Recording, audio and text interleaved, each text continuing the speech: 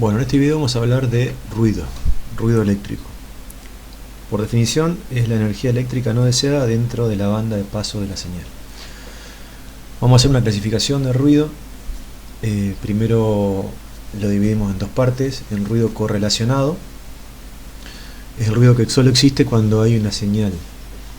Cuando hay señal, puede haber ruido. Si no hay señal, no hay más ruido. O sea que el ruido depende de la señal, por ejemplo, de la distorsión. Cuando desaparece la señal, desaparece también la distorsión, por lo tanto, no hay ruido. Otra clasificación es ruido no correlacionado. Es un ruido que está presente siempre con o sin señal. Después, desde el punto de vista del dispositivo de circuito, también puedo clasificarlo en externo o en interno. El ruido externo es un ruido que viene fuera del circuito, y el ruido interno es un ruido que está generado dentro del circuito o del dispositivo. El ruido interno siempre está relacionado con movimiento de portadores de carga, ya sea en un conductor o en un semiconductor. Bien, vamos a hablar de ruido térmico, que es un ruido no correlacionado interno, y es la fuente más importante de ruido en los sistemas de comunicaciones, también conocido como ruido Johnson. ¿De qué trata este ruido?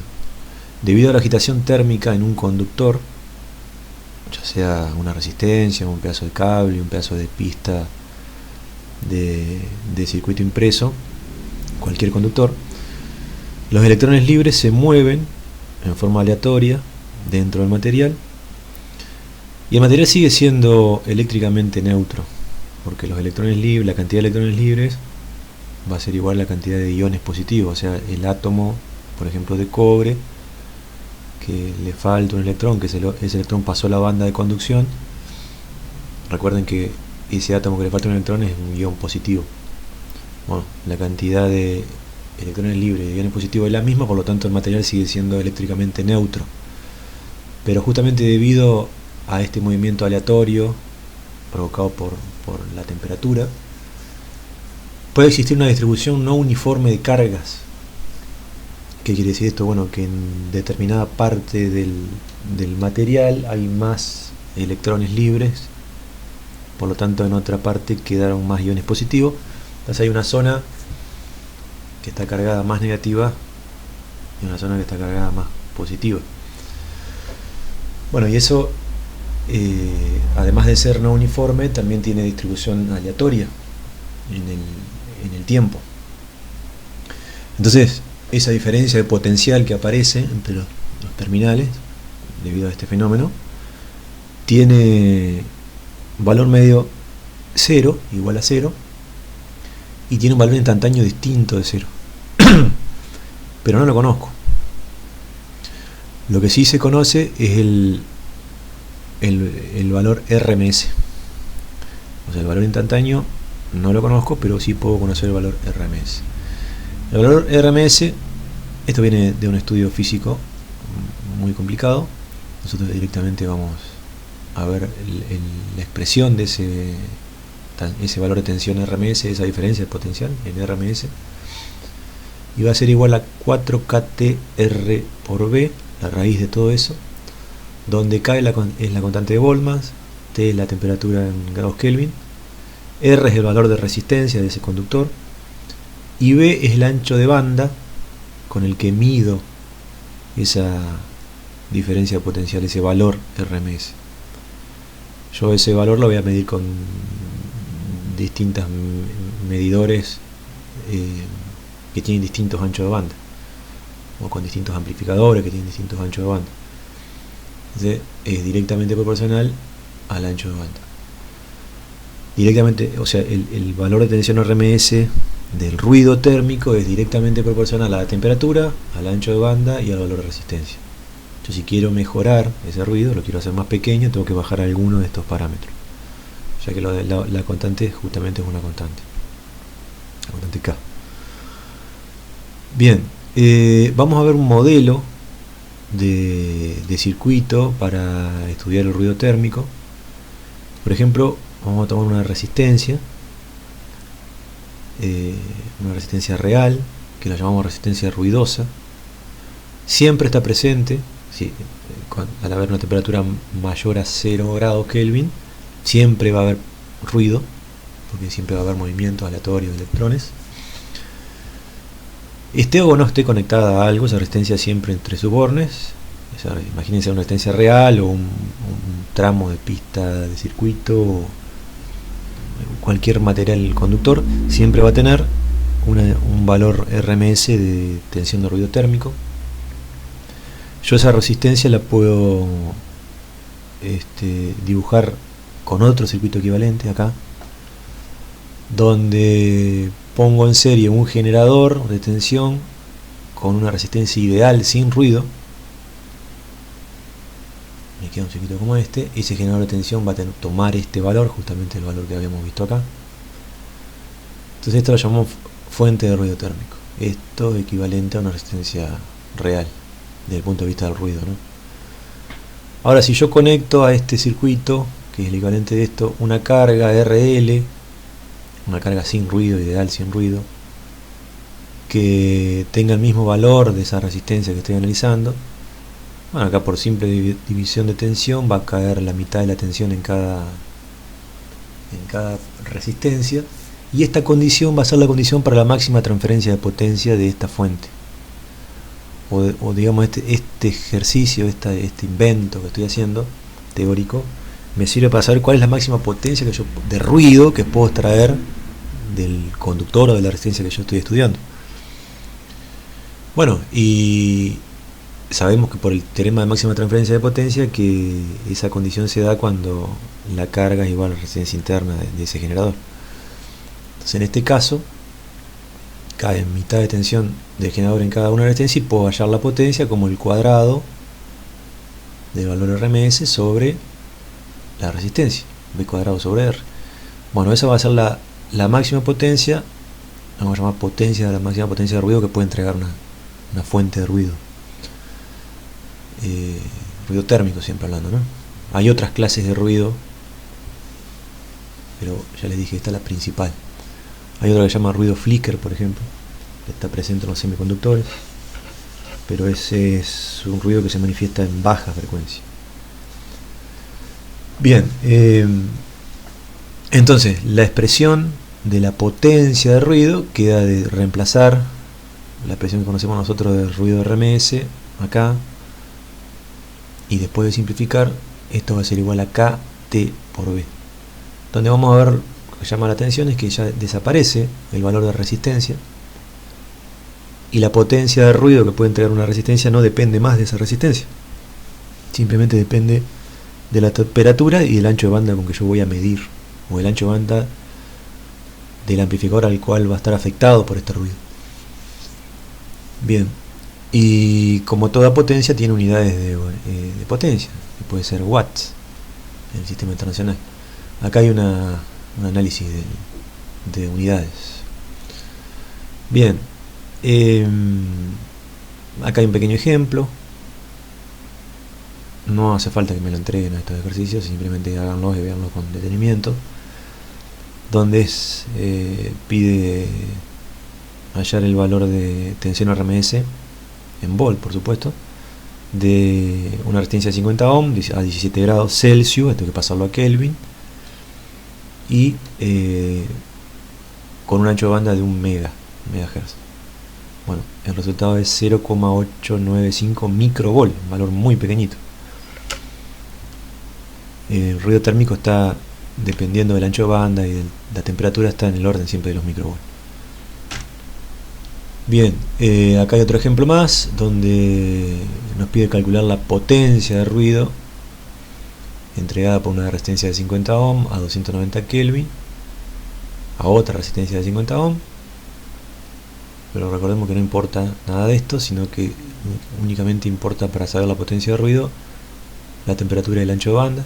Reemplazando valores me da esto, 40,02 por 10 a la menos 18, valor muy chiquitito. Entonces, como estos valores son incómodos de trabajar, lo ideal es expresar esto en dB, específicamente dBm. Recuerden que esto lo vimos el año pasado. Cuando yo quiero expresar una potencia en dBm, lo que hago es tomo el valor de potencia en watt, lo divido, lo refiero a un miliwatt. Esto me va a dar un número en veces, que me va a decir cuántas veces es más chico o más grande a un miliwatt ese valor que yo quiero hallar, y a eso le aplico 10 veces el logaritmo decimal y obtengo el valor en dBm. En este caso me da aproximadamente menos 134 dBm.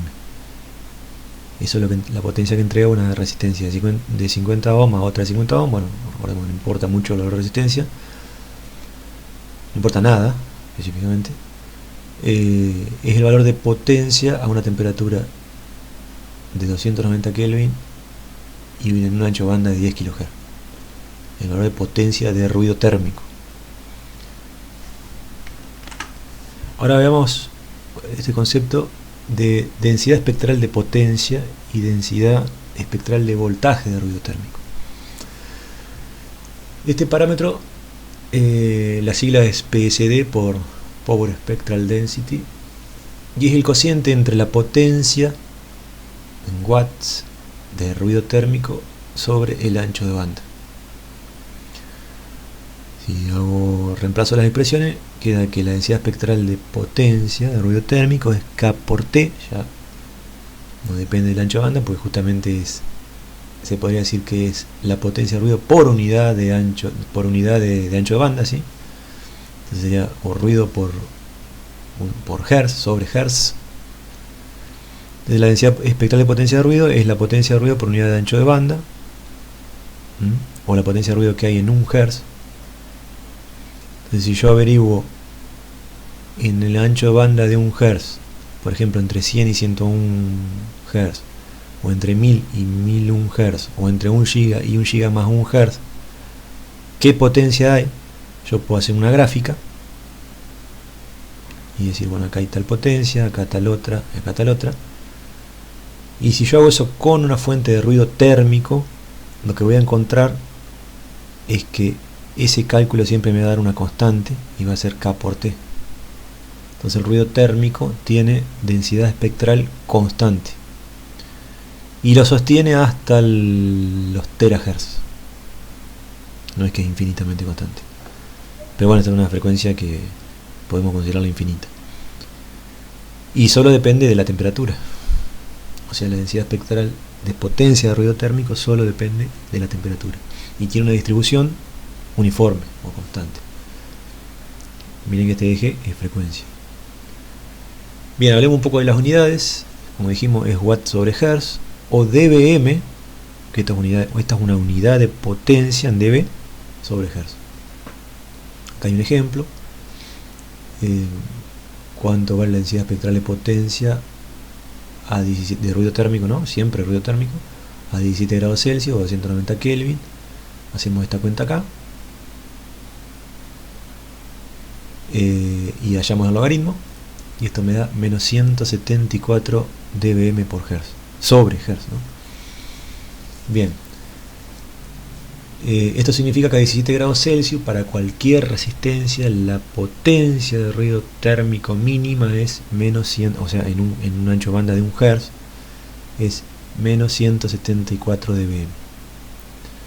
Si yo aumento el ancho de banda, va a aumentar la potencia. Eso lo vemos acá. Y yo puedo de antemano hacer una cuenta, relacionar la densidad de potencia de ruido térmico con la potencia de ruido térmico, multiplicando el valor de densidad por el ancho de banda. Porque si densidad es solo esta parte que está acá, K por T, si lo multiplico por el ancho de banda, tengo directamente la potencia de ruido. Pero tengo que tener cuidado cuando hago esto de hacer este producto cuando la densidad o la densidad espectral o la PSD la tengo en watts. A ver el ejercicio que habíamos hecho. A ver, acá el numerador es solamente. Esto es densidad espectral de potencia en watts. y en watts sobre hertz. Y acá yo lo que hice fue dividirlo por 1 miliwatt para después hallar el logaritmo. Y si yo tomo esto que está acá y lo multiplico por el ancho de banda, voy a llegar a un error, porque esto ya está en dB. Yo cuando hago el producto tengo que tener en cuenta que lo puedo hacer únicamente cuando yo tengo la PSD en watts sobre hertz. Si yo quiero trabajar con este dato en dB, dBm sobre hertz, tengo que analizar esto que está acá y tengo que aplicar la propiedad distributiva del logaritmo.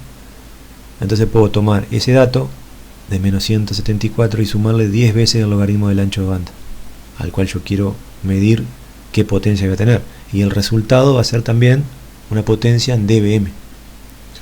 Por ejemplo, dijimos que a 23 grados, a 17 grados yo tengo casi menos 174 dBm sobre hertz. Si yo quiero saber entonces qué potencia de ruido voy a tener en un ancho de banda determinado, B, acá tengo 10 kHz por ejemplo, voy a tener que sumarle 10 veces el logaritmo de ese ancho de banda. Y ese resultado, a esto, ¿no? Y ese resultado me va a dar la potencia de ruido térmico en dBm. Si yo no hubiese tenido esto, si no hubiese tenido el numerador, por ejemplo, o hago K por T, ahí sí, a K por T yo lo puedo multiplicar directamente por el ancho de banda. Puedo hacer esto que está acá. Pero si yo parto de esto, nuevamente, no puedo multiplicarlo porque va a llegar a un error. Vean esta página con detenimiento, y acá está explicado bien claro. Esto es lo que hablamos recién. Bueno, densidad espectral de voltaje de ruido térmico. También es otro parámetro para conocer cómo se distribuye la tensión de ruido térmico, el voltaje de ruido térmico. Si yo recuerdo que esta es la expresión del valor RMS de ruido térmico, también lo puedo expresar así, hallando el cuadrado de los dos lados, de los dos términos. Entonces si yo a esto lo divido por B, voy a tener una densidad, o voy a saber qué valor RMS al cuadrado en un ancho de banda de 1 Hz voy a tener. Y esto se le conoce como densidad espectral de voltaje de ruido térmico. Y las unidades son bola al cuadrado sobre hertz. O bien, la raíz de eso, de esa densidad espectral de voltaje de ruido térmico, va a tener un valor, unidades de vol sobre raíz de hertz. Acá tiene un ejemplo también, numérico, hay que reemplazar valores. Y para que tengan una idea, también en este ejemplo da un resultado cercano a un microvol RMS. Bueno, acá hay un resumen de los distintos parámetros para una resistencia de 50 ohm a 17 grados Celsius.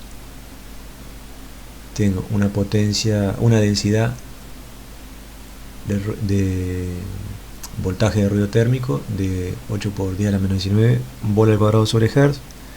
La raíz de esto me dan volts, son 0,89 nanovolts sobre raíz de hertz, y la densidad espectral es menos 100, la densidad espectral de ruido térmico menos 174 dBm sobre hertz. Bueno, veamos este tema, relación de potencia de señal de ruido. ¿Qué es esto? Bueno, simplemente la potencia de señal, el cociente entre la potencia de señal de una señal que yo estoy estudiando, y en el denominador la potencia de ruido. Bien, es un valor adimensional, ¿no? Porque tengo watt sobre watt, y también lo puedo expresar en dB. Es un número, una relación adimensional, entonces le aplico 10 logaritmos y ese valor en veces lo puedo expresar en dB. Es mucho más fácil a veces hacer cuentas en dB que hacer en veces. Por ejemplo, en la salida de un amplificador hay 10 watts de potencia de señal y 10 miliwatts de potencia de ruido. Entonces, ¿cuál es la relación de señal a ruido? Bueno, es hacer este cociente, 10 watts sobre 10 miliwatts, me va a dar una relación de 1000.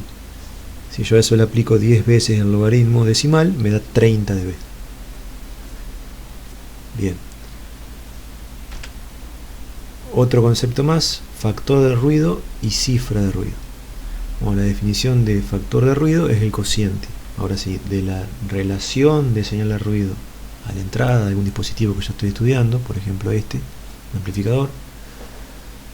Entonces digo, ¿qué relación de señal de ruido tengo en la entrada? ¿Qué relación de señal de ruido tengo en la salida? Y hallo el cociente. Entonces, por definición, es el cociente entre la relación señal-ruido a la entrada y la relación señal-ruido a la salida de un dispositivo.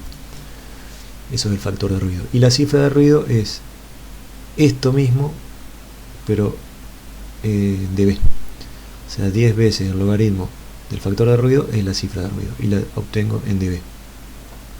Bueno, ¿para qué me sirve esto? Hacer este cálculo.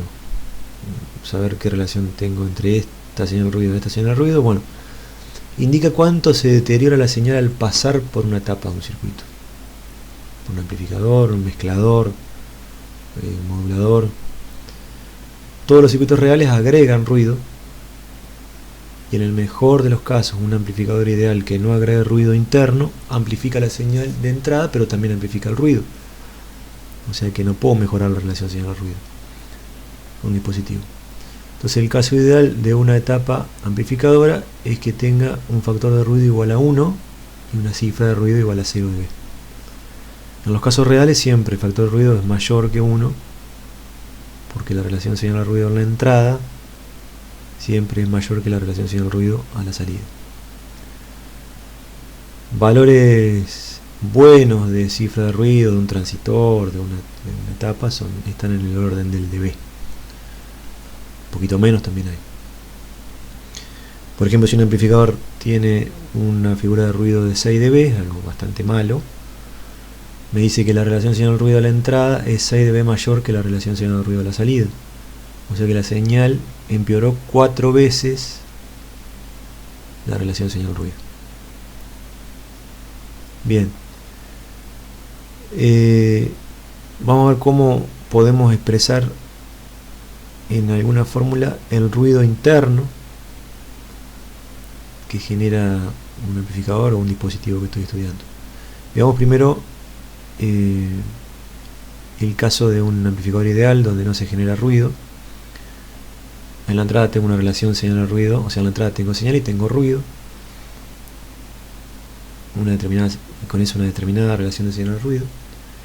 Y a la salida tengo otra que va a ser la señal multiplicada por la ganancia de potencia sobre el ruido multiplicado por la ganancia de potencia, porque el amplificador amplifica tanto señal como ruido. Entonces a la salida voy a obtener que la relación señal-ruido va a ser igual a la entrada. Si yo simplifico acá, me va a quedar esto. O sea, esto va a tener un factor de ruido igual a 1, porque es un caso ideal. Ahora, ¿qué pasa cuando yo tomo un caso real donde esa etapa, ese amplificador que yo estoy analizando, genera ruido interno? Bien, también hago un análisis similar y digo que la potencia de ruido a la salida va a ser la potencia de ruido la potencia de señal a la salida va a ser la potencia de señal de la entrada por la ganancia de potencia, y el ruido total, la potencia de ruido total a la salida, va a ser la potencia de ruido a la entrada multiplicada por las veces que gana en potencia el amplificador, más el ruido interno, más la potencia de ruido interno. Todo esto va a ser el valor total de ruido a la salida. Este cociente es la relación señal-ruido a la salida, que también va a ser igual, despejando, a la potencia de la señal de entrada sobre el ruido de la entrada más el ruido interno dividido las ganancias de ese amplificador. Bien, acá sí tiene un ejercicio para aplicar todo lo que vimos hasta ahora.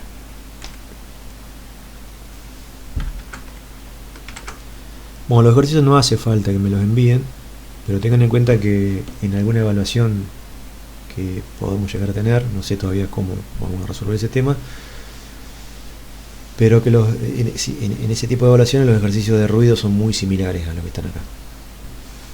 Bueno, ¿qué pasa con la cifra de ruido en amplificadores en cascada, en etapas en cascada, ¿no? También puede ser una etapa que no amplifique, sino que atenúe, pero forma parte de una cascada. ¿Cómo se analiza eso? ¿Cómo se estudia? Y también hay una conclusión al final muy, muy importante. Bueno, cada una de esas etapas tiene una ganancia de potencia y tiene genera ruido, por lo tanto cada etapa tiene su figura de ruido propia, y yo quiero saber cómo es la figura de ruido total, o sea, cuál es la relación en dB entre la relación señal ruido de entrada y la relación señal ruido de salida. Bueno, yo lo que puedo hacer es primero tener en cuenta que la figura de ruido total va a ser 10 veces el logaritmo del factor de ruido. Acuérdense que el factor de ruido está en veces. Y lo que tengo que hacer entonces es hallar esto, el factor de ruido en veces. Recordad siempre que esto está en veces. Bueno, eso lo hago por medio de la fórmula de Friis.